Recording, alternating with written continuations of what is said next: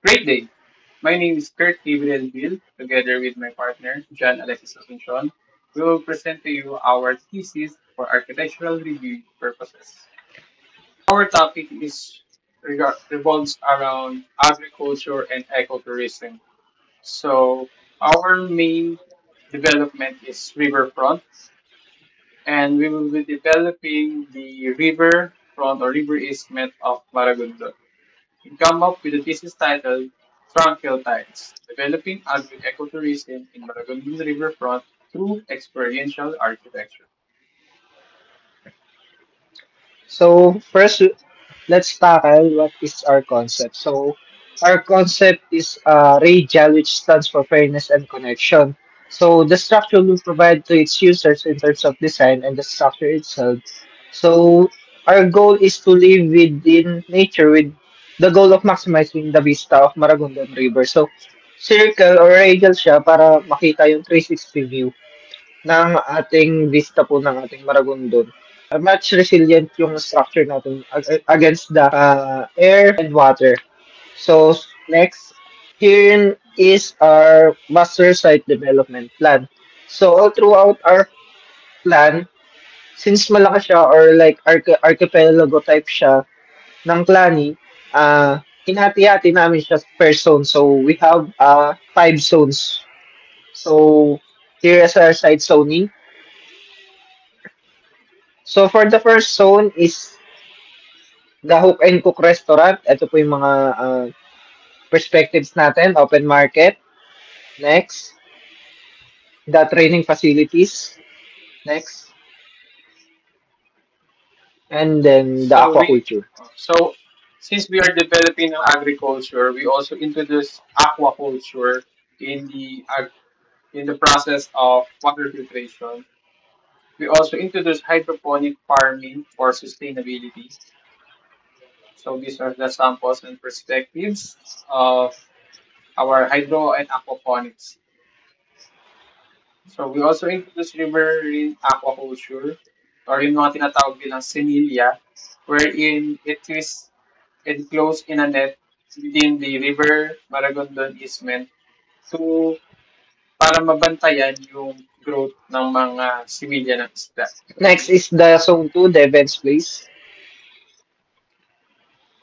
So here, ito po yung makita natin mga perspective, yung best place perspective po natin. So within our project, gumamit po tayo ng bamboo, which is very abundant po siya sa Maragondon since ang Maragondon is the bamboo capital po siya ng Cavite. So ang pinaka main na bamboo po na species po sa kanila is yung bamboo tinik. So lahat po ng makikita po natin dito sa project na to is naka-corporate po yung bamboos. So next po is yung Zone 3, People's Park. Okay. Ito po, basically, ang Zone 3 po natin is yung pinaka-parke or park po uh, ng ating project. So dito po makikita po natin itong mga katulad ng sitting areas, yung orchidarium, yung ating mga laruan, and then butterfly haven. So next zone is zone 4 is the exhibit and farm area. Our idea here is to incorporate exhibit within the farming areas. So in our exhibit building, we also include about the history of Maragondon on what is the culture of people there and at the same time what is the history behind the place and why it is called the bamboo capital of Cavite.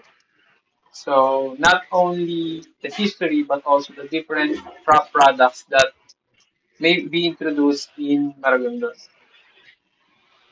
So we also include different offices like Office of Tourism. We also include gourmet restaurant. This is the idea is farm to table restaurant. So we also include in our zone for amenities the Carabao Cart Ride and the farm bike rentals. Our idea for this is para mas maikot ng mga tao, visitors, locals, and farmers yung mga areas to give the visitors an experience within the zone for what it feels like to be in a farm. So these are the different areas of Zone 4 pick and buy. So here on this slide is yung intercropping farm po natin. So at dito po is different types of greeneries. Yung makikita natin merong creepers. Then meron din pong orchard farm, yung mga fruit bearings po natin. Next, yung mga climbers po natin. And then, ito po yung sample perspective po ng ating mga iba't ibang klaseng species ng uh, plants. So, next po is yung farmers markers. So, basically, ito po yung pinaka parang tindahan po or yung kung saan mako-consolidate since pick and buy po siya. So, dito po yung pinaka storage or pinaka palengke po nila. Next. So we also integrate drip irrigations based from our survey from a different farmers around the Maragondon. So we also introduce activities within the Zone 4, which is the bamboo rafting or kayak rentals and the ATV rentals. So we also introduce yellow buoy for safety in kayak rentals. Last for our zones is the zone 5, which is the Bamboo Lodge. So here is the reception area sa souvenir lobby and convenience store.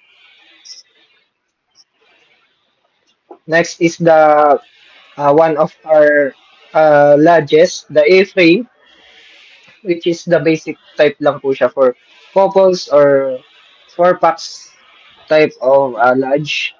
Next.